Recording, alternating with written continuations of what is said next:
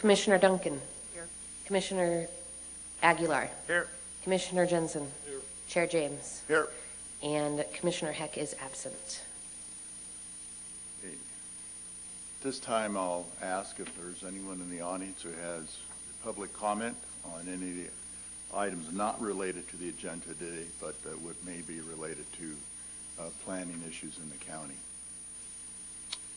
Okay. Commission business, none. Consent items, none. First public hearing.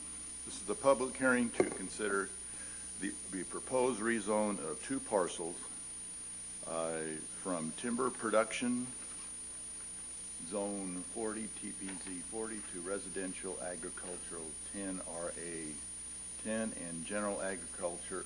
Is there a correction on these? Is this the item that has the correction? Mr. Chair, the agenda item reflects the appropriate language, and staff will cover that correction. Okay, thank you. General Agriculture 30 AG 30. If approved, the rezone will initiate the TP Zone 10-year rollout process in compliance with the California Government Code. The location of the parcels are situated south of Quaker Hill Crossroad, located approximately 4 miles southeast of downtown Nevada City. Staff? Good afternoon, Chairman James and Commissioners. My name is Colleen Shade. I'm one of your planners in the Planning Department. Before you is the Pay Timber Production Zone rezone, and this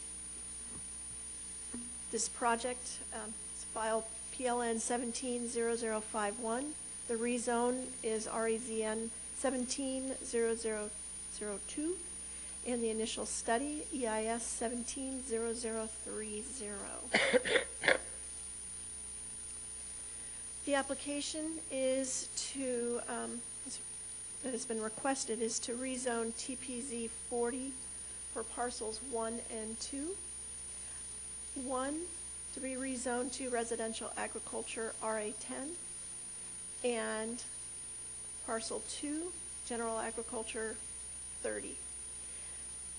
To give a little bit of background on TPZ, because it's not one of our typical zoning, it's more analogous to Williamson Act contract.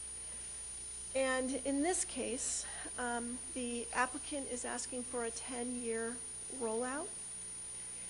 The rollout is a term used for rezoning. The Forest and Taxation Reform Act of 1976 required county assessor offices to create two different lists, an A list and a B list. The A list, which the Nevada County Board of Supervisors approved in '76, was a list of parcels that were currently being assessed for their timber value. There was also a B list that the assessor was tasked to create, and that list was built based on the assessor's judgment on what were other parcels in the county that had timber value that made sense to be included on that B list. These two parcels were part of the B list and were approved by the Board of Supervisors in 1977 to become TPZ zoned parcels. To roll out or be rezoned out of the TPZ, there are two different processes. One is an immediate and the other is a 10-year rollout. The immediate is a much higher bar, and in the immediate there are three main things that need to happen. One is that a finding of public benefit is made for that immediate rollout. 2, there's a 4/5 vote of the Board of Supervisors. And 3, of course I'm going to forget what 3 is. And 3 is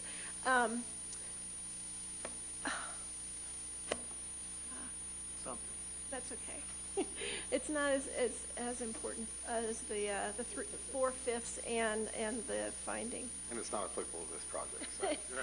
It's interesting. So this applicant has asked for the 10-year rollout, not the immediate.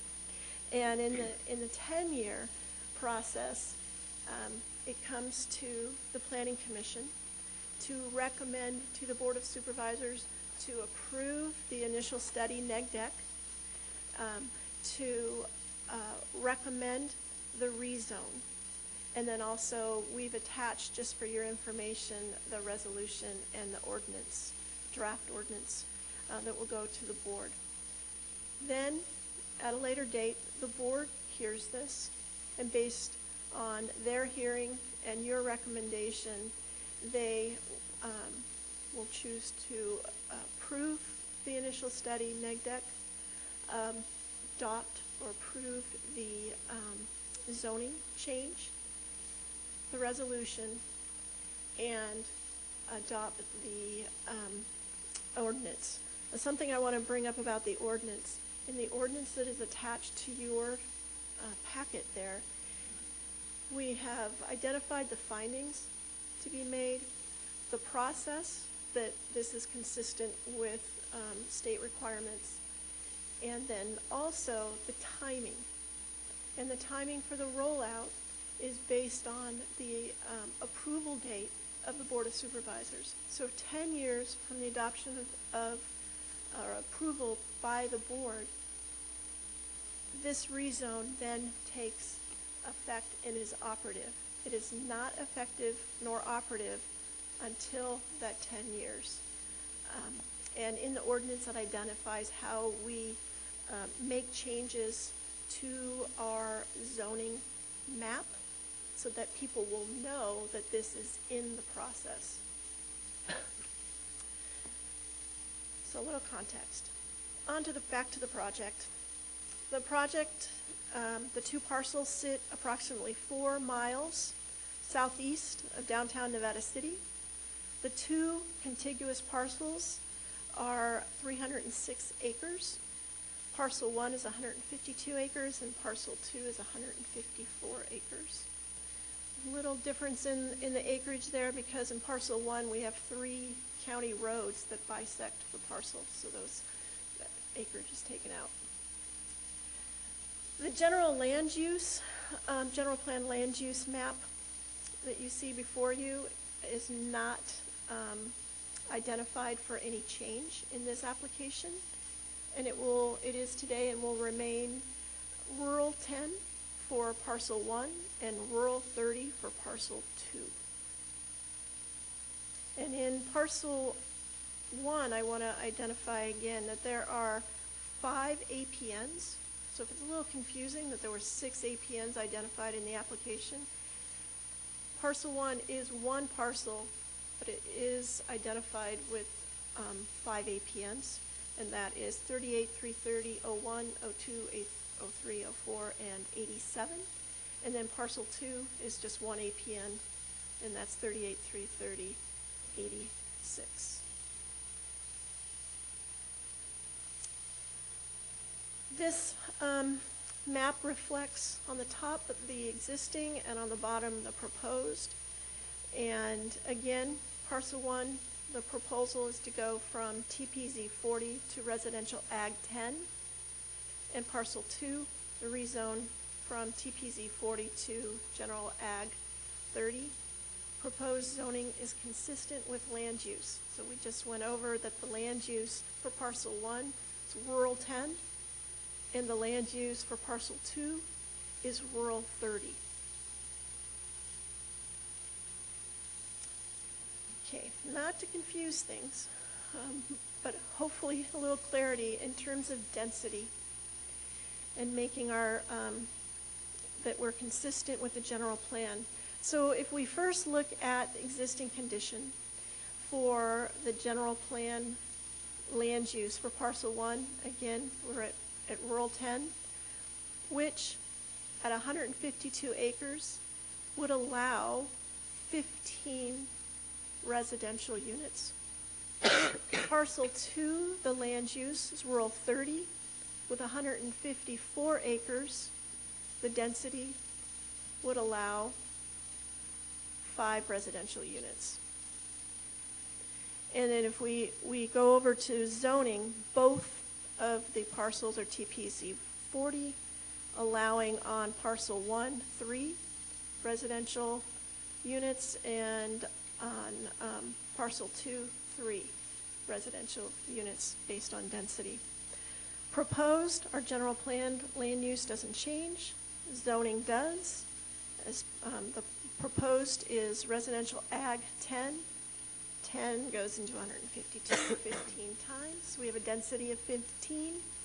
And on parcel 2, ag 30 would provide a density of 5 residential units, for a total of 20 under zoning, 20 under the general plan land use.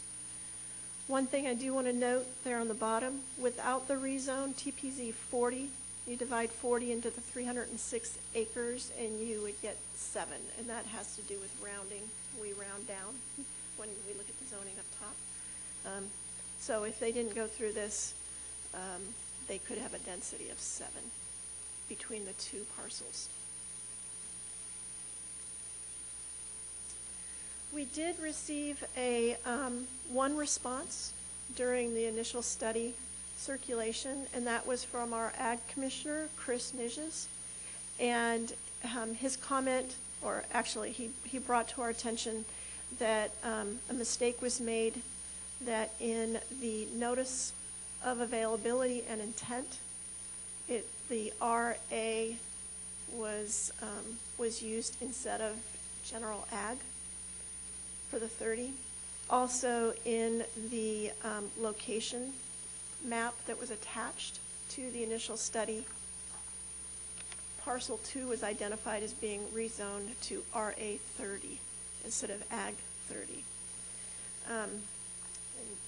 Was passed out to you a memo as well as Chris's letter, and he had highlighted where he found the mistakes, and we corrected those mistakes. The rest of the initial study as well as the staff report reflected the correct zoning, general ag 30.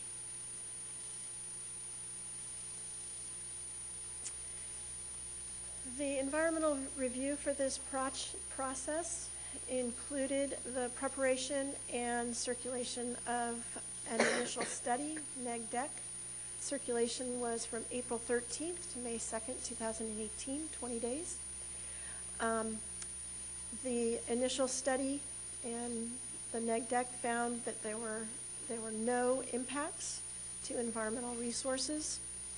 As I stated, we received one letter, and based on that letter, we added an additional finding to for the CEQA approval, and that is pursuant to 15073.5 of the CEQA guidelines, recirculation of the project-specific initial study negative declaration is not required as a result of the new information added to correct a mistake regarding the proposed zoning on 38-330-86 in the notice of availability, notice of intent to adopt the negative declaration, and figure 1, location and vicinity map of the initial study neg deck dated April 13th, 2018. Finally, the recommendations. Staff recommends that the Board of Supervisors, recommends the Planning Commission recommend to the Board of Supervisors to adopt the project-specific negative declaration pursuant to the California Environmental Quality Act, making findings A through C. For clarifications, as A through D as reflected in staff's memo dated today. Thank you. And 2, recommend that the Board of Supervisors approve the proposed rezone from TPZ 40 to RA 10, which includes APNs 38, 330, 01, 02, 03, 04, and 87, and TPC 40 to General Ag 30, including APN 38, 330, 86, to initiate the 10-year process to roll out of TPZ and making findings A through C. And I can entertain any of your questions. Also, if there are questions I can't answer, the owner and representative for this project are present. Okay, thank you, Colleen. Are there any questions from commissioners? Yes. What's the difference between Ag 30 and RA 30, residential Ag 30? Mr. Aguilar, Commissioner Aguilar, Mr. Chair James, the county doesn't have an RA 30 zone. Okay. And so the intent here is to match the existing zoning in the area, which is RA 10 for the top portion of the parcel 1, and then match the general ag zoning for the southern parcel, which is Ag 30. Okay. Other questions? I have a question. So it's in your opinion that the general plan supports this type of conversion? Yes. I have a quick question. And you may have mentioned this in your presentation, but as the rollout ends, is there any action needed at the end of the rollout? In other words, does the rezone and all of that take effect automatically, or is there another action needed at the end of that 10-year period? The rezone takes effect automatically, and that's why it's important that, in fact, we've worked with our legal counsel in the ordinance to make it very clear that in our zoning maps, that 10-year hence the date of the approval, that ordinance goes away and it automatically becomes the So zone. no other hearings or actions are necessary then? Okay, thank you. All right, any other questions? All right, is the applicant here, and would you like to make a presentation? If you could just come right up here, sign in, please, and give your name and address for the record.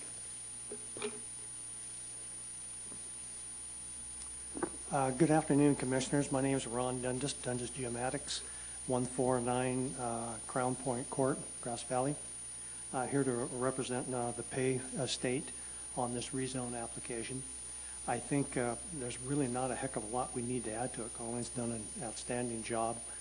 About the only thing that I could really say about this is in perusing some of the history about this and the public information, Colleen provided some of this to us. I think this is the last time that any discussion concerning this property came before the public body. It was about 1991, about the time the general plan was being rediscussed at that point in time. And at that point in time, and I won't bore you with all of the comments that happened at that time, I think it was SCO, would have been Dale Creighton, that probably would have crafted the language at that time, commented that this particular piece of property in 1991 probably belonged in the TPZ zone at that point in time. And I was even fairly old in 1991. Traveling up in that area, the area was still pretty rural. There was roads through there. Most of them were dirt roads. There was gravel roads. There was lots developed in the area, but not a lot of houses or anything like that. Well, in the intervening 25, 27 years, progress has basically moved out that far.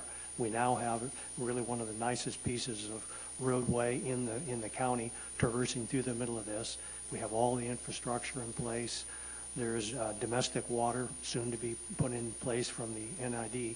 So at some point or another, I think we've decided that the maintaining this particular 320 acres in a timberland setting in the middle of what has now become more of a developed area really isn't the best thing for it. It probably needs to move forward.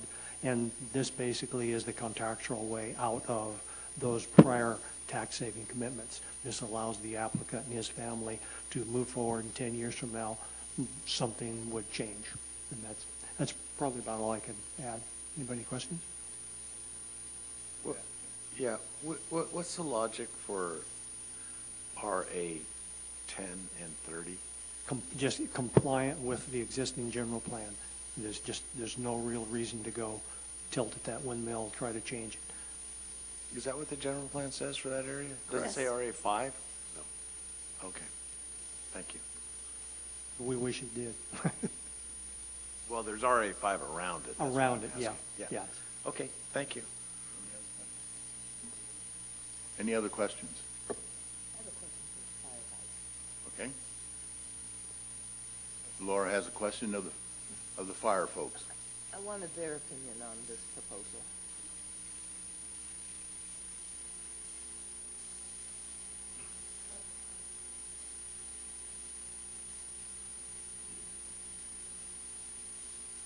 How you doing?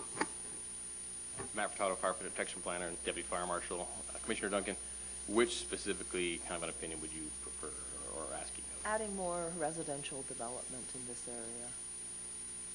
Do you see We don't that? have an opinion on whether you should, as long as Well, when no, the I mean, time- based on what's on the ground out there. And do you see this as a problem? what's on the ground right there is no different than what was on the ground right here. So as long as they are complicit with all the laws of the Public Resources Code in the county at the time of any future development, then there shouldn't be an issue. Any other questions? All right, thank you. All right, I'll open the public hearing then and see if there's anyone here in the audience that wishes to speak relative to this particular application. If you would sit right here and give your name and address for the record, please. Good afternoon. My name's George Olive. I live at 15356 Banner Lava Cap Road. My property is contiguous to the Pay property and near the lots being considered for rezoning. I had a couple questions. One is, 10 years from now, can the owners of the property come back and ask for further subdivision? Can they move down from the 10s and 30s to 3s and 5s? I was interested listening to the adjectives used to describe the nice new road that cuts through the middle of things up there that appeared here 10 years ago, and some other adjectives. I don't necessarily agree with them. We were very quiet up there. This area, as you may know, is at the very end of Banner Lava Cap Road, up on a shoulder of the mountain. And this property is on the downside of the mountain into Greenhorn Creek. And it's pretty rural up there. It's been very quiet. So the new roads, while there's less dust, we don't necessarily consider that progress. See what I mean? Anyways, I am curious as to whether the subdivision can go further. I'm also, in a second question, and this may be completely out of the box, I wonder if the redesignation of these parcels gets involved at all in any of the cannabis plans for the future of the county. That is to say, whether it makes these parcels legal possible grow sites. We would, of course, have concerns about that, although it may end up that that's a perfectly legal possibility. But we are curious about that. Those are my questions. Okay, thank you. Staff, do you have the answers to those? Sure. We're gonna tag team. So on the first question about being able to come back 10 years from now and go to RA5 or something, we can always entertain an application, but it would not be consistent with the general plan underlying land use. And so that is a much higher hurdle to amend the general plan to be able to get it to smaller lot sizes. They can make an application, but they got an extensive process to go through. Correct.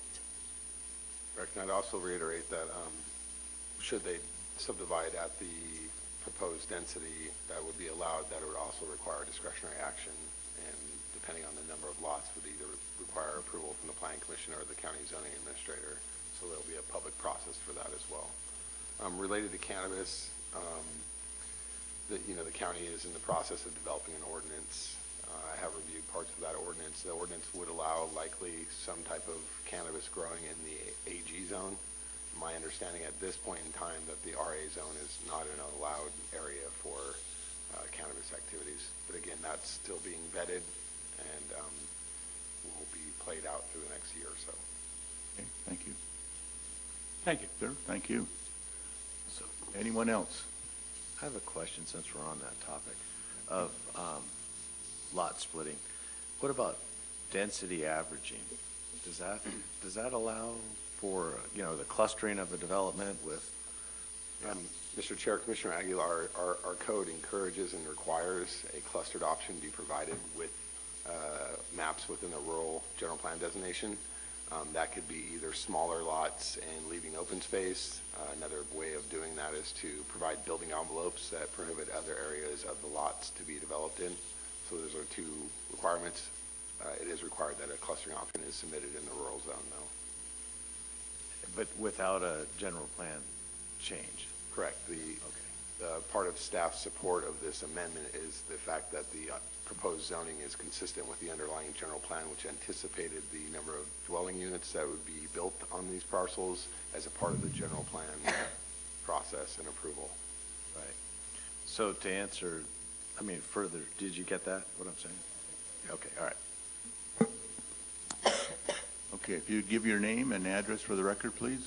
My name is Erin Brutlog, and I live at 15379 Banner Lava Cap Road. So my husband and I just bought this parcel 6 months ago, and so we're adjacent to the border of parcel 1 and 2 that are being discussed. And on a personal note, we bought it really excited being next to the timber zoning because of less residential congestion and density. But my question is that area around Red Dog and Banner Lava Cap, I've seen the sign there about the shaded fuel break that's there, and I've actually been out of the country for 4 months and was just came back last week, was about to actually check into what that project was and how I assumed it was beneficial since it's being advertised to the neighborhood as a fuel break, but if it is changed into a residential zoning, does the fuel break go away? Was that a benefit to our community, and is that something that it should be considered in terms of losing that? Staff?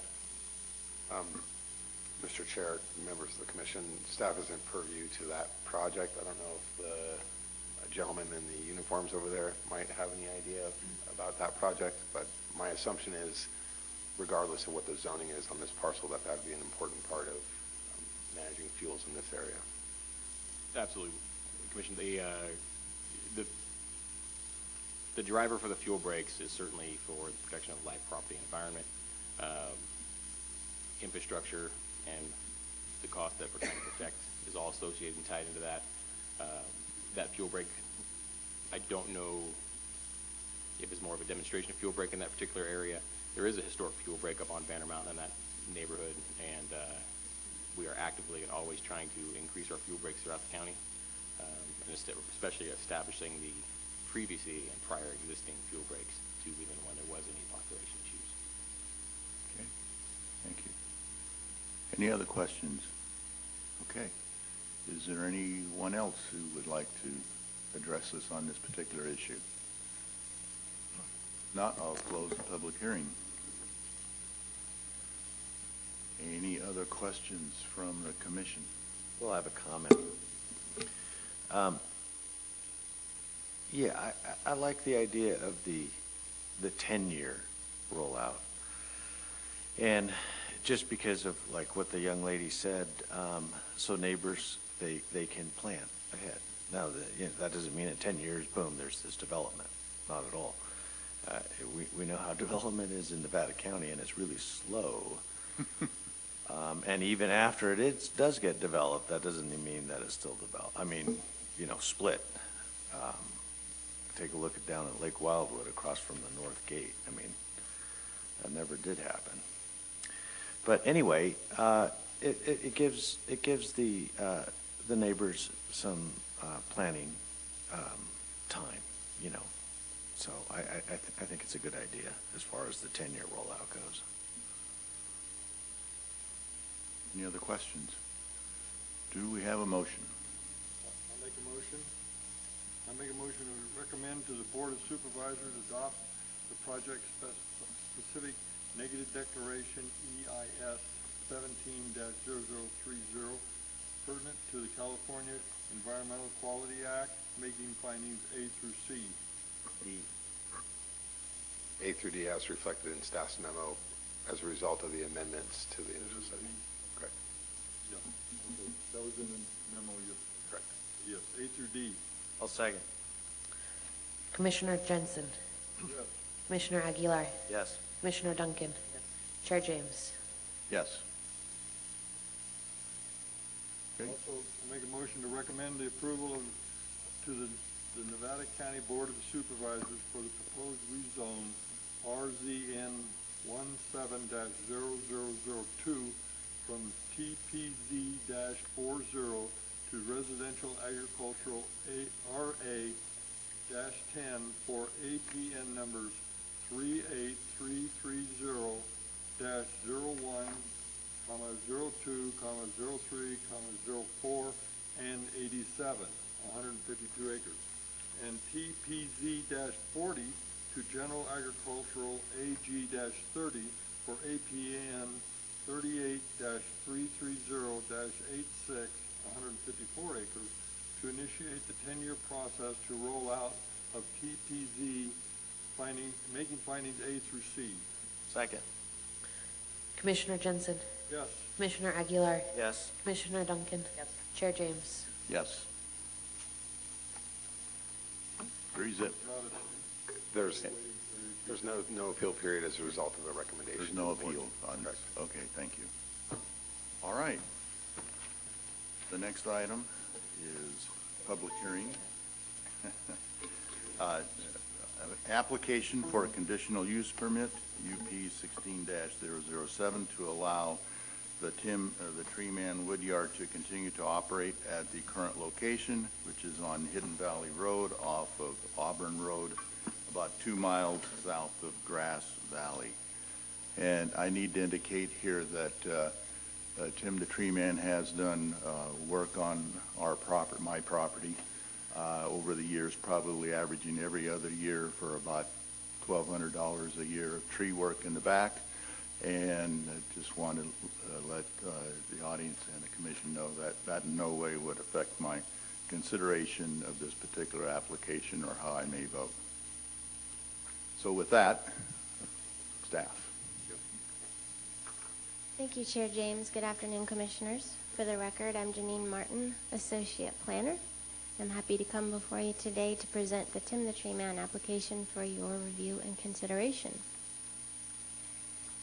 The project is a use permit to allow the Tim the Tree Man Woodyard to be located at the 11758 Hidden Valley Road location. The property is located approximately 2 miles south of the city of Grass Valley city limits off of Auburn Road on Hidden Valley Road.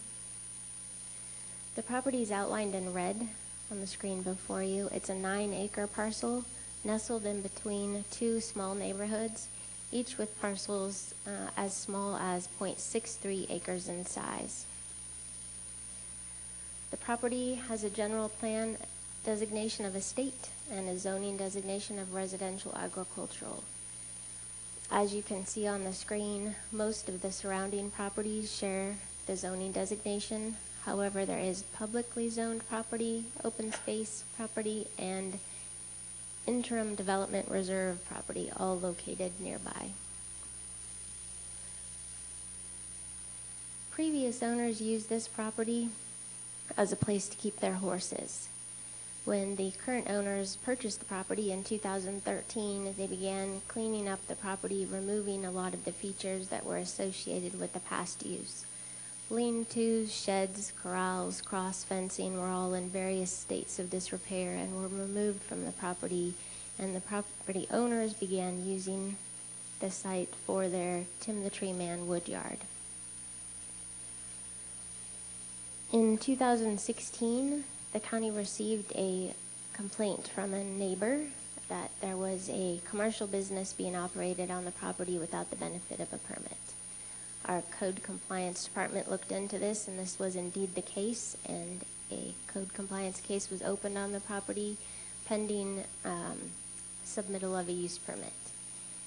The owners began working with county planning staff on what that project entailed and gathered their materials and submitted the application in August of 2013. We've been working with them since then to get the project to you for hearing and consideration today, so we're really happy to be here.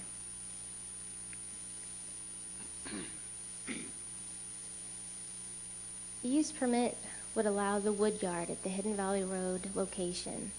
The operation includes employee parking and equipment parking. You can see from the aerial, some of the equipment is parked by the existing barn. It includes wood storage on the property site, and the project also includes occasional wood processing on site. The company has 2 chip trucks, a bucket truck, a 4-wheel drive support vehicle, 2 chippers, 2 dump trailers, and a Kubota tractor. When they're not in use on a job site, these are all parked at the wood yard. The typical makeup of the Tim the Trayman business includes the owners and 6 employees. Employees and an owner arrive on site at or around 7 in the morning, leaving their personal vehicles on site and taking work vehicles to jobs all around the county, including Chair James's house. Some days workers return to the site during the day with a load of wood if that job was large enough to generate more than more than one load. Most days they return to the site in the afternoon with the wood generated at the various job sites during the day, unload the wood, and leave for home in their personal vehicles, usually well before 5. On-site wood storage includes slash, wood chips, softwood, and hardwood. Occasionally, there's wood processing of the slash and the softwood so that the mass of these is reduced to improve efficiency for removing it from the site to an approved recycling facility.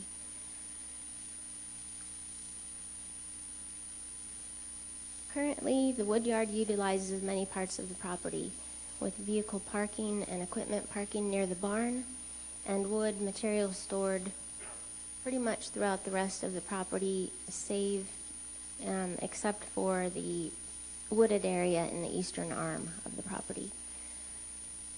However, this use permit approval would consolidate all the use areas so that they would be adjacent to the existing barn, shown here in red.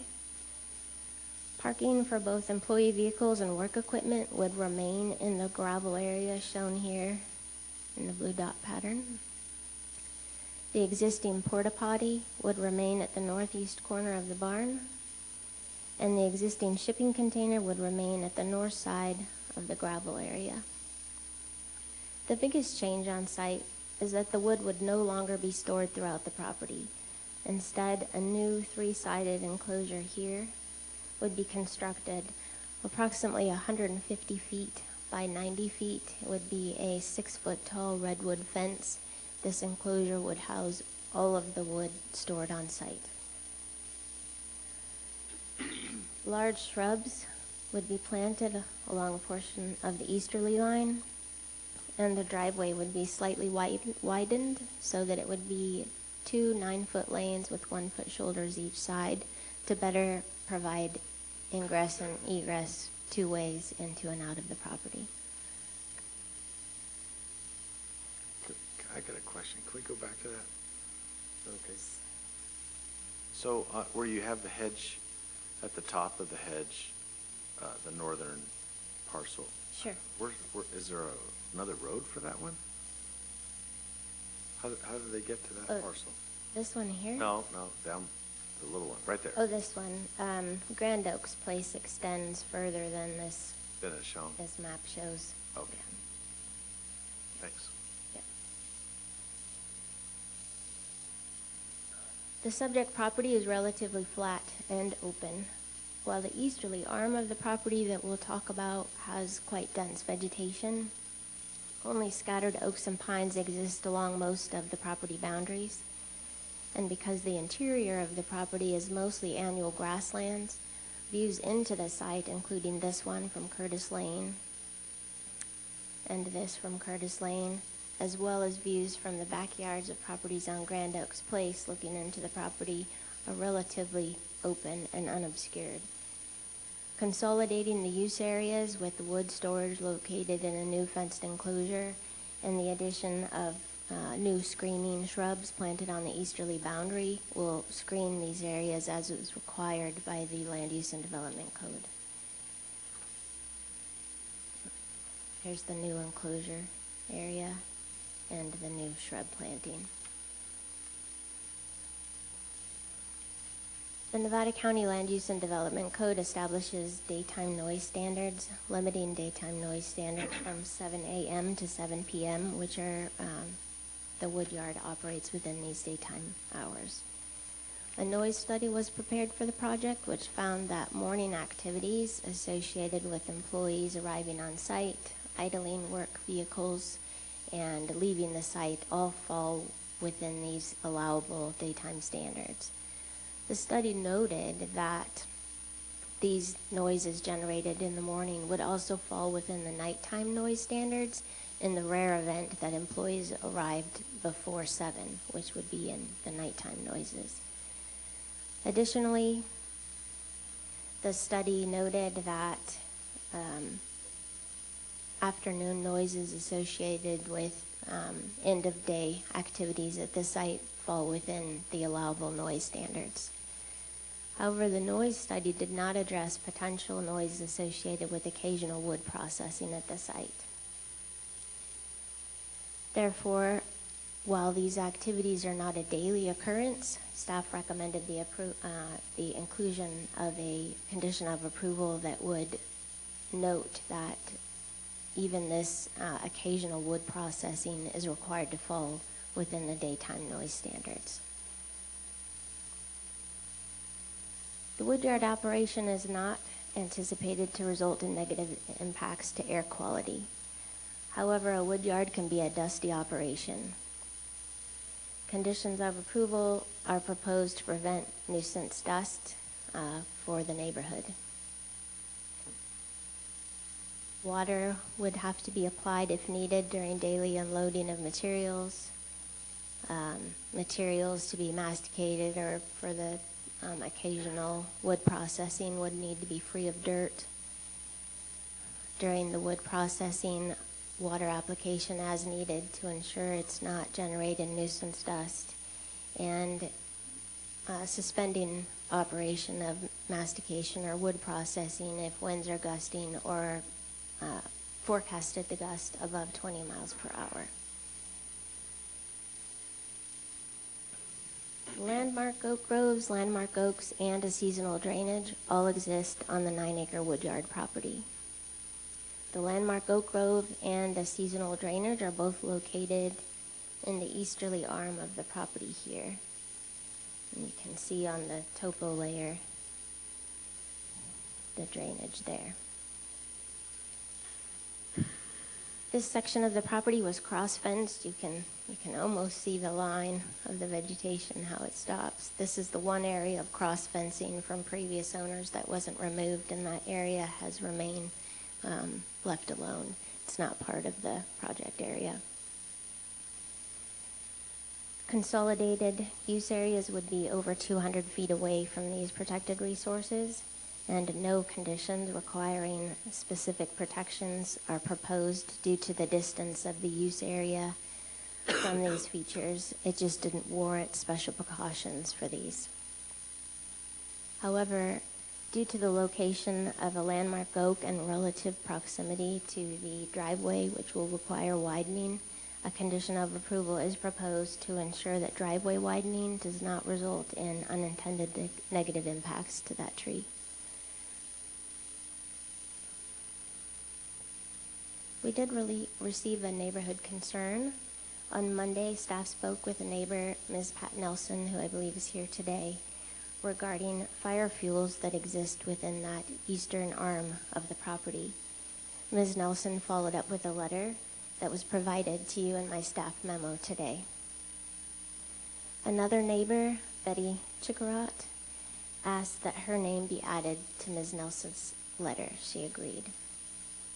Ms. Nelson's letter cites several sections of our land use code.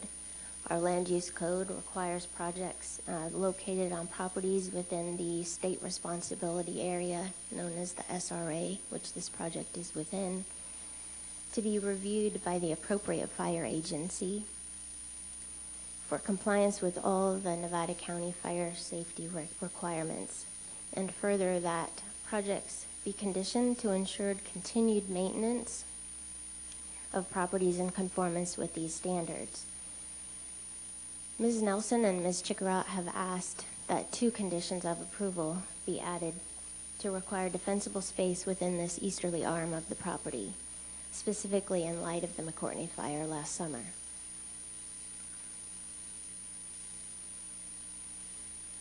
The review of the project was in compliance with these requirements and included discussions between county staff, Nevada County Consolidated Fire District, Terry McMahon, who's here today, and the Nevada County Office of the State Fire Marshal, Matt Furtado, who's also here today. Project details, including the proposed uses, the use areas, and the land itself, were reviewed and discussed, resulting in the project-specific condition of approval proposed under the Nevada County Consolidated Fire District heading. After reviewing Ms. Nelson's letter and discussing the issue with her, staff had further discussions with McMahon and Furtado regarding this. Both stated that, of course, additional defensible space fuel reduction is always desirable. While that's the case, the requirement is specifically tied to the use area. And because the Tim the Tree Man Woodyard area is located within the grassland over 200 feet away from this portion of the property, annual mowing of the property by June 15th, with regular mowing throughout the fire season, is still determined to be the appropriate condition of approval for this particular project. With no proximity to the easterly arm of the property, there's no clear connection to require defensible space within the easterly arm of the property as a condition of this project. However, it should be noted that this discussion prompted staff to discuss the topic with the owners, and they're very willing to provide fuel reduction in this area. That's what they're good at.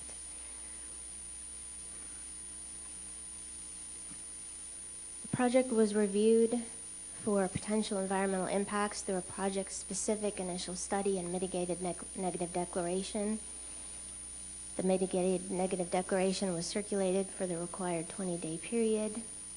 It has been determined that with the implementation of the project-specific conditions of approval and mitigation measures, that all potential project-related impacts would be mitigated to a less than significant level. The project has been found to be consistent with both the general plan designation and the zoning designation, which allows a woodyard through approval of a use permit. Therefore, staff recommends that the Commission adopt mitigated negative declaration for the project, making findings A through C, and that further you approve the use permit, making findings A through L. Thank you. Thanks, Commissioners, just to clarify the record, the application was submitted in 2016. Planner Martin referenced 2013. Okay. All right. Are there any questions from the commissioners? Bob? In the staff report, it says it said that there was no on-site pickup by individuals. Did I read that correctly? I'm not sure what page you're referring to, but I don't believe you did. Okay. Wood chips are available for the public at no charge. The public can come and pick that up. Thank you. And the wood processing, is that going to include a lot of chainsaw work? I can let that. I can hold that one for the. Sure. Yeah. Any other questions? Yeah, just a comment / kind of question, but I'm surprised environmental health didn't require a bathroom on site. I talked to them about that, and they did not. They felt that it was adequate. There is a maintenance contract that was provided, so it's maintained on a weekly basis, both emptied if necessary and cleaned by a local company. Okay. And building is okay with that? Yes. I mean, that's just really surprising with handicap standards and all that stuff. It's kind of shocking, actually. Is there water on site? NID provides water to the site, Okay, yes. all right. Okay, yeah. Okay, and nothing further from the commission? When the applicant is here, you can come up to the sign in, give your name and address, please. Good afternoon, I'm Tim Murphy, this is my wife Karen. We live at 20008 New Rome Road, Nevada City. Okay. Would you like to make a presentation, or? No, I think staff did an excellent job making a presentation. One question by one of your members of the board or commission, about chainsaw activity.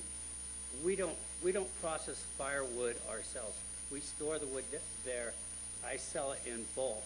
So once a year or even twice a year, somebody will come in and they'll use tractors and they'll load it up and they'll haul it all away. And currently we're not hauling softwood to our yard because New Leaf is open again, so we take the stuff there. Occasionally we'll get a couple pieces of softwood during the day and it doesn't justify a trip to New Leaf, so we'll bring it, dump it off. Then on a weekend, some weekends I'll load it up with my tractor and haul it away. But the only wood that's processed there, I mean the slash is processed, the things we rake up that we don't put through the chipper, that we bring a masticator in and turn it into wood chips. And that's twice a year, once in the spring and once in the fall. And it'll probably be, now that the area is more limited to where I can put the slash, that's going to be done a little more often. And those new masticators are pretty quiet as far as the noise. So back to the processing of the wood. The only wood that's actually cut or split into firewood is for my personal use at my home. I don't sell firewood, processed firewood. The softwood and stuff that accumulates on site during the summer that you say you process twice a year, how big a pile does that get to be? Well, when New Leaf was closed, it got to be a pretty big pile, but now I keep on top of it. There's probably 10 yards scattered around. Yeah. Thank you. So you're saying that you're going to do more mastication in the future, and how much time does that, and here's the concern, 7 hours, it's 12 hours, 7 to 7, would be a heck of a long time to be in the neighborhood. So, and then the other problem would be, at 7 o'clock is kind of tough too in the neighborhood, because people are having barbecues during the summer and the spring, and that kind of noise would be objectionable in the neighborhood. And so the question is since this is a conditional use permit, how many hours a day would you need for mastication? It's not quite that as bad as it sounds. Even when I only do it twice a year, he's only there for 2 hours. So if I'm doing it more often, if I do it 3 times a year, he's going to be there less than 2 hours. Okay, so if we put a condition on here saying that, mastication, no more than 2 hours a day, done not before 8 o'clock in the morning, between the hours of 8 and 5, and 2 hours maximum, you'd be okay with that? I also forgot to mention that I don't let anybody come in there and pick up wood chips before 8 o'clock in the morning, and the same with the mastication, not before 8 o'clock in the morning. Okay. All righty. And yes, I'd be okay with that. Okay, all right. Are there any other questions of the applicant? If not, okay. Now open the public hearing. Is there anyone here that would like to speak? Come right up here if you would, and sign in and give your name and address.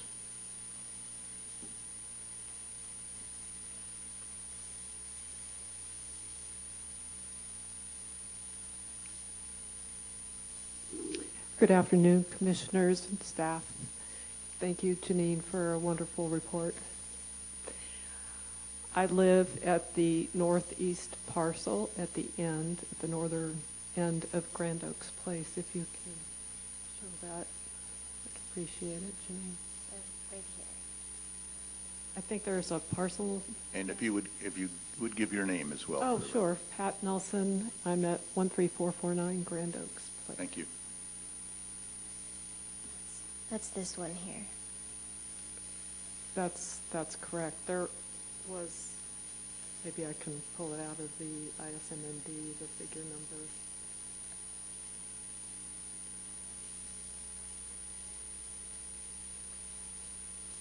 I guess it's figure 3, the site plan.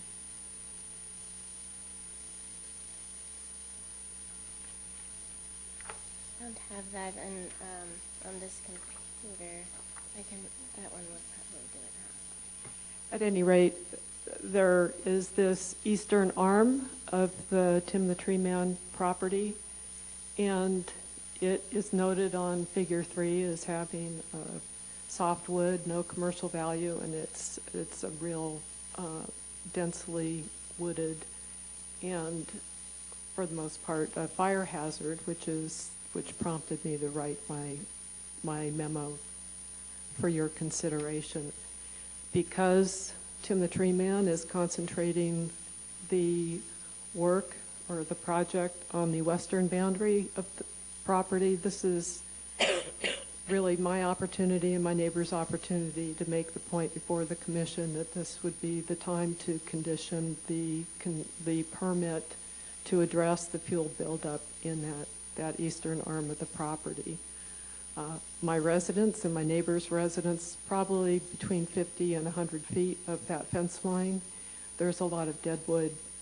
We know that there is wildlife that resides within it, and we know we need to be careful about that, but the fire hazard when we were evacuated last October really made a point to us in the neighborhood to try to address not only this section of the Murphy property, but also the BLM, adjacent BLM land. So I would appreciate your consideration of creating the conditions to this permit, because there may not be another opportunity for it to be considered in the future. Thank you. Okay, thank you. Is there anyone else that wishes to speak on the project? Yes, ma'am. Right up here, and name and address.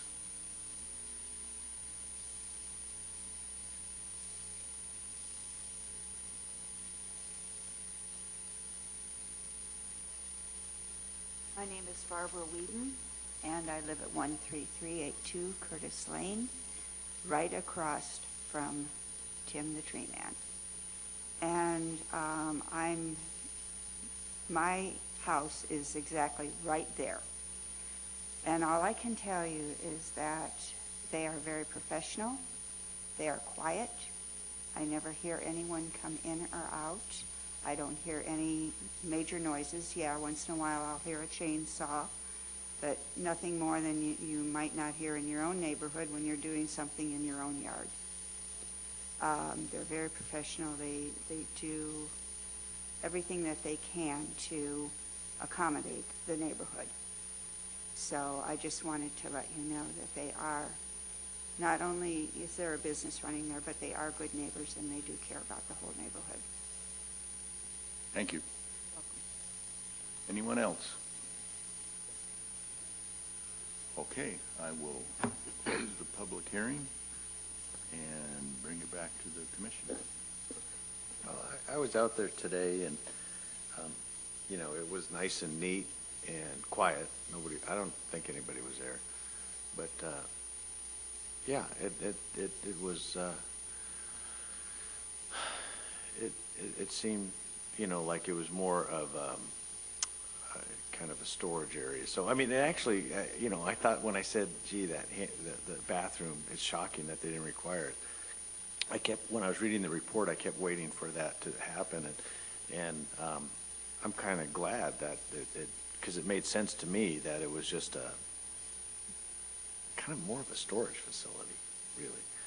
And I'll be happy, you know, as Mr. Murphy is willing to accept a 2-hour window for the mastication between 8 and 5, then I'd be happy with it. Bob? On that note, I would not like to restrict him to 2 hours a day, as long as he's below the noise level at the property lines. He should be able to do whatever he wants to do from 8 to 5 on the property. I understand we don't want it done all day long, every day, but if he has a specific need for something to be done on a day, to limit him to 2 hours seems unreasonable to me. Well, limiting to 4 hours, but yeah, I don't agree with that, Bob, and I'll tell you why. Because, I'm sure you were out there too. That there's neighbors that surround the whole area, and he's a fishbowl in that neighborhood. Yeah, so and most people are pretty sensitive to that noise. So I mean, I don't. I think the 2 hours. At first, I had an hour and a half. I thought that would be reasonable from reading the report. But then, you know, he said a couple hours. So. Is there a comment from the applicant? Yes, please. I currently have a big row of slash on the most northern end of the property, and I've called the guy who does my masticating, and we're going to look at, you know, of course, I show him what I need done, but we're going to look at that section that the Nelsons are concerned about and see if I could just hand clear that with my crew, in which case, of course, if we do it with the masticator would be running longer to clear that one section. But I might just do it with my crew and hand clear it. So I just want to say that. And 2 hours is plenty. On a you know, other than clearing that 1 acre of land that's heavily wooded, 2 hours is plenty. Okay. Applicant seems to be agreeable to those issues. yeah, I just don't like to set the precedent of requiring something to that small of a time limit. There's all kinds of things going on in the county that could be used on the same, you look at the same way, but to set a precedent to 2 hours is, I'm not in favor. Yeah. However, if he sells the business, right, so the use permit goes with the property. With the land, correct. Yeah. So then somebody else can go in there and say, hey, this is great. I can masticate 8 hours, you know, I mean, so that's my logic, and I'm sorry, but I'm going to have to stick with that, especially since the applicant's okay with it. Tyler? I just want to first address the eastern arm briefly. That is a biologically sensitive area, and staff doesn't see a nexus in terms of requiring a condition that they clear that. Again, they're willing to work with the neighbors and do hand clearing. That's completely between those two neighbors and acceptable to staff. Regarding the time limit, I'd like to read a potential condition into the record and let the commission decide on that. Again, it's not my opinion, but I feel 2 hours may be a little short to get the thing off the truck, get it running, have it warm up, do the work. I would suggest maybe 3 or 4 hours, but again, that's up to your decision. But for the record, I'd like to read a potential condition. It would be condition A11 under the planning department. It would be mastication activities shall be limited between the hours of 8 and 5 p.m. Monday through Friday, and shall not exceed a duration of 2 hours per Commissioner Aguilar's comment during any given day. And that could be changed to 4 hours, 3 hours, whatever the commission feels is appropriate. There isn't a code standard that restricts them to that timeline. Well, my idea of the mastication is actually the machine running, not the setup, not the breakdown. So, yeah. Okay. Are there any other more discussion? Bob? Yeah, I would agree if we could come up with a reason that we're putting it on this particular piece of property so that it doesn't look like we're setting a precedent to do it on the county. If it's because the neighbors are on all sides, or if it's because the land is open and there's no sound barriers or buffers or something like that, so that it doesn't go countywide.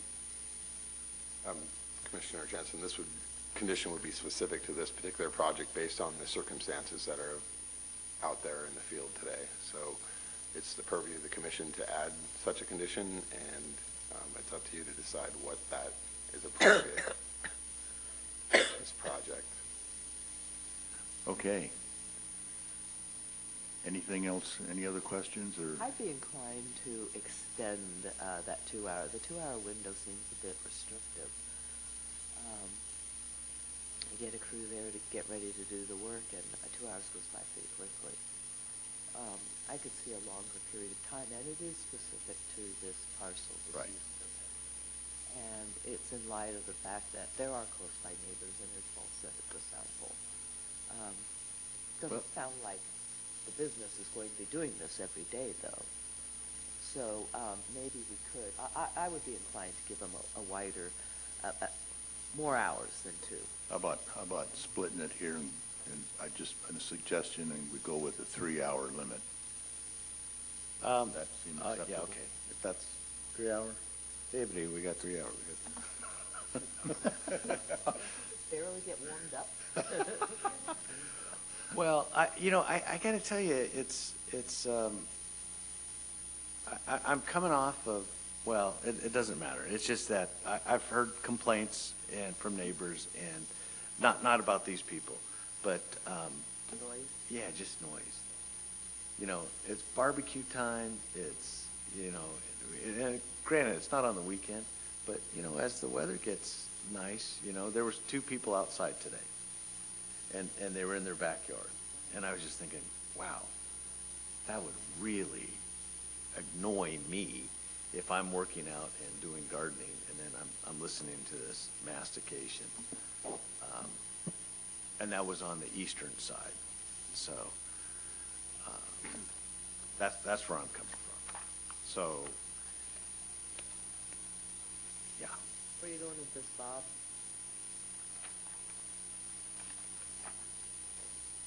I understand since there's neighbors all the way around, so we don't want to be doing it 8 hours a day.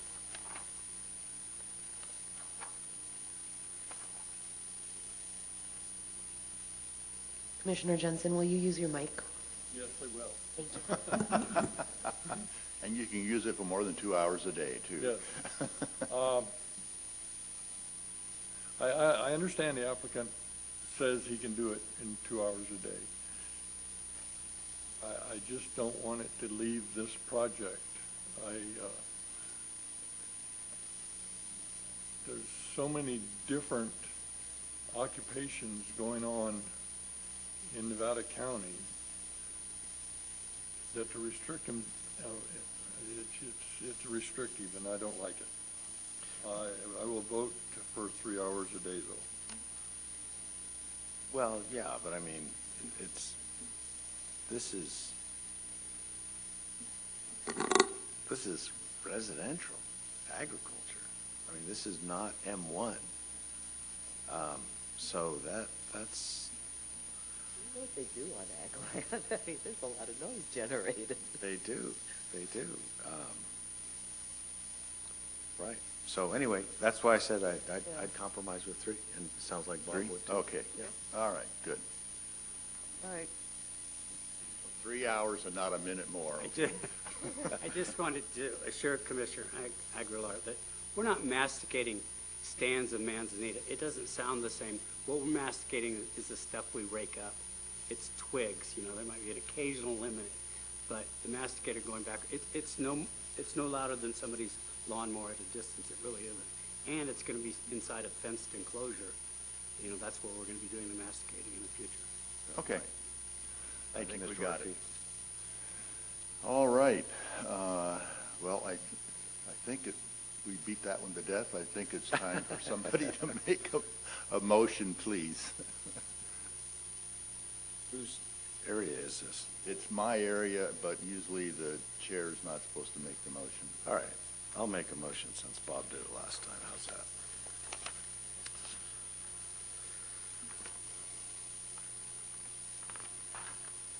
Is there a second to the motion? Needs to- Oh, got it. Oh, I haven't Sorry. made it yet. Sorry. I was- Okay, flipping through.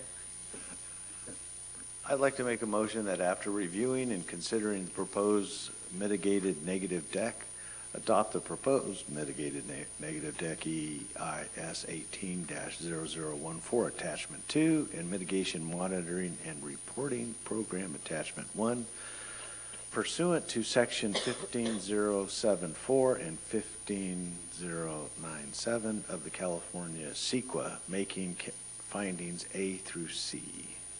I'll second that. Okay, Commissioner Aguilar.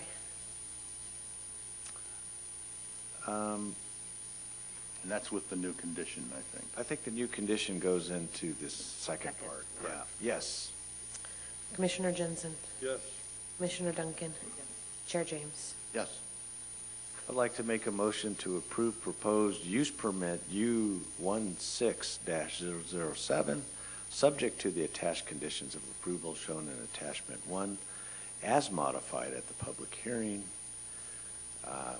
as read by Tyler for the 3-hour mastication limit between 8 and 5, making findings A through L. M. A through M. L. L. Oh, that's not its own requirement? No. Pursuant to sections L Roman numeral 2, 5.6G and L Roman numeral 2, 5.5.2.C of the California Land Use and Development Code. That's Nevada County land use. Nevada County, what did I say? Nevada County land use. You're thinking Yeah, way ahead. I am. I second that. Commissioner Aguilar. Yes. Commissioner Jensen. Yes. Commissioner Duncan. Yes. Chair James. Yes. Okay, and is there an appeal period There on is. this? There's a 10-day appeal There period is on a that 10-day action. appeal period on this item. Okay. All right. Thank you. Upcoming meetings. I understand we have our second meeting in May. We'll be going forward then, okay? The item before the Planning Commission on the 24th will be the Western Gateway Park amendment to their comprehensive master plan to add a bike park feature to the western side of the park.